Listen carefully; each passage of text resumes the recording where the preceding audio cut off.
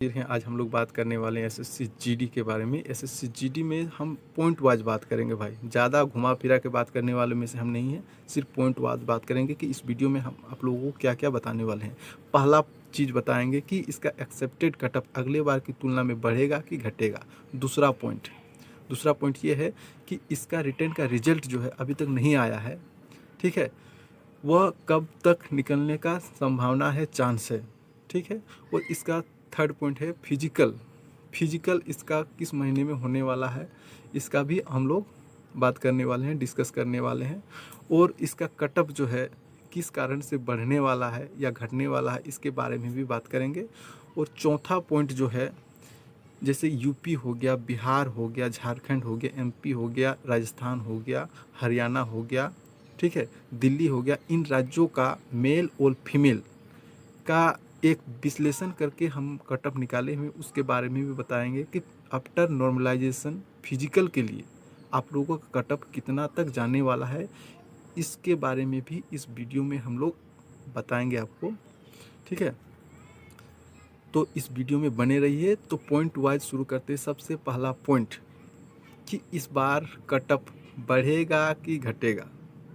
तो सबसे इसका मूल कारण बता देता हूँ कि भाई वैकेंसी में अंतर, अगले बार वैकेंसी ज़्यादा था, इस बार वैकेंसी कम है।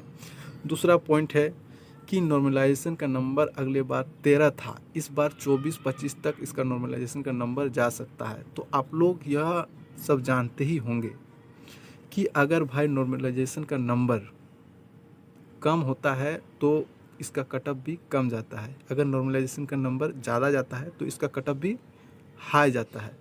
अब कटअप कितना तक जाता है, हाई कितना जाएगा, इसके बारे में कोई नहीं बता सकता भाई, सिर्फ हम लोग अनुमान लगा सकते हैं। उसके आधार पर एक विश्लेषण के तौर पे हम लोग बात कर सकते हैं कि भाई कटअप कितना तक जा सकता है, ये कोई नहीं कह सकता कि इतना तक कटअप जाएगा, ठीक है। तो भाई इस बार कटअप बढ़ने वाला, पहला पॉइंट तो कवर कर दिया कि इस बार कटअप बढ़ेगा, कितना बढ़ेगा वो मैं नहीं जानता, ठीक है दोस्तों। दूसरा, इसका रिजल्ट में देरी हुआ है इलेक्शन के चलते। आप लोग सब जानते ही होंगे कि इलेक्शन हो रहा है और 4 जून तक इसका रिजल्ट भी आ जाएगा इलेक्शन का। तो जून के फर्स्ट से सेकंड या थर्ड सप्ताह में इसका रिजल्ट भी आ ही जाएगा, इसका संभावना है कि आ ही जाएगा, ठीक है दोस्तों। और इसका फिजिकल के बारे में बात करते हैं हम लोग। फिजिकल जो है दोस्तों, अगर जून के फर्स्ट सेकंड या थर्ड सप्ताह में अगर इसका रिजल्ट आ ही गया तो इसमें आप लोग को थोड़ा भी टाइम नहीं देगा फिजिकल में, इसलिए फिजिकल को कंटिन्यू आप लोग जारी रखिए। फिजिकल जुलाई में हो ही जाएगा, अगर जून में फर्स्ट सप्ताह, सेकंड सप्ताह या थर्ड सप्ताह में इसका रिजल्ट आ जाएगा तो। और इलेक्शन के बाद तो रिजल्ट आना ही 100% श्योर है, आ ही जाएगा। और जुलाई में आप लोग का फिजिकल भी हो जाएगा, ठीक है दोस्तों। तो अब चलिए जानते हैं कि इन जिन राज्यों का मैंने नाम बताया, उन राज्यों का कटअप मेल और फीमेल कैंडिडेट्स का कितना तक जा सकता है। तो चलिए देखते हैं कि SSC GD 2024 expected cut off after normalization for PT male and female के बारे में हम लोग बात करेंगे। तो पहले मेल कैंडिडेट्स के बारे में बात करते हैं, झारखंड स्टेट के बारे में। ये झारखंड स्टेट के बारे में general, EWS, OBC, ST, SC, ST, ठीक है।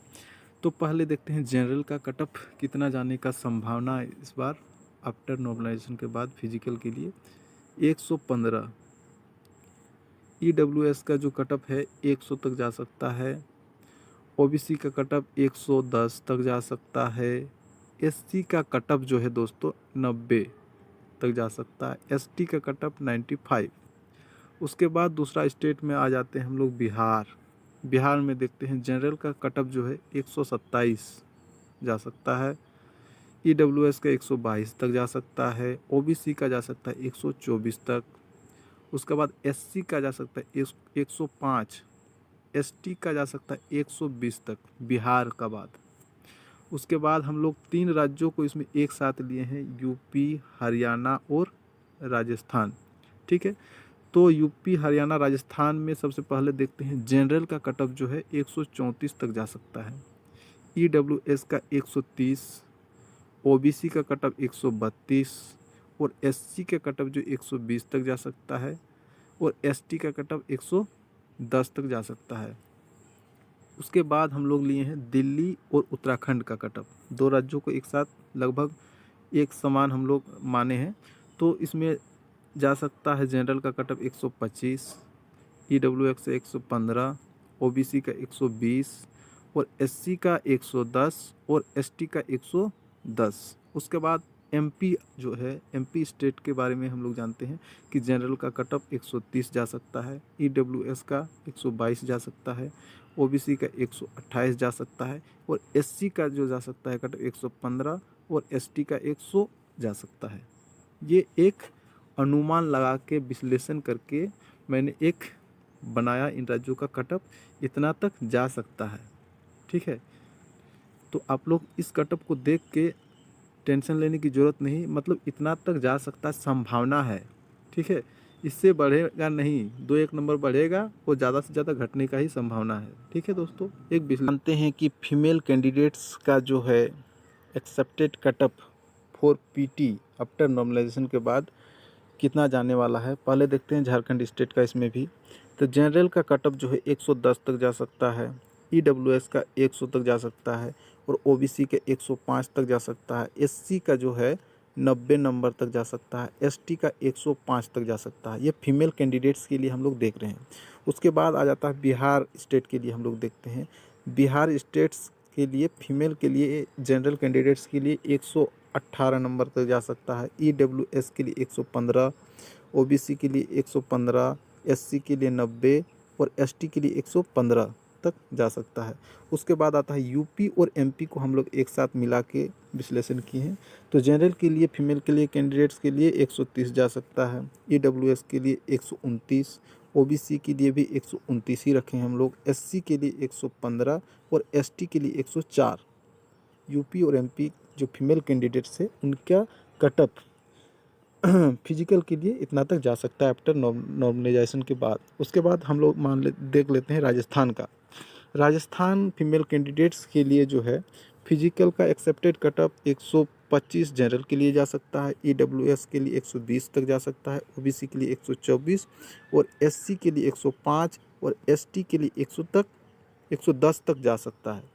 ये देख लिए हम लोग दोस्तों इन राज्यों का मेल और फीमेल कैंडिडेट्स का एक्सेप्टेड कटअप जो है आफ्टर नॉर्मलाइजेशन के बाद फिजिकल के लिए इतना तक जा सकता है। जय हिंद।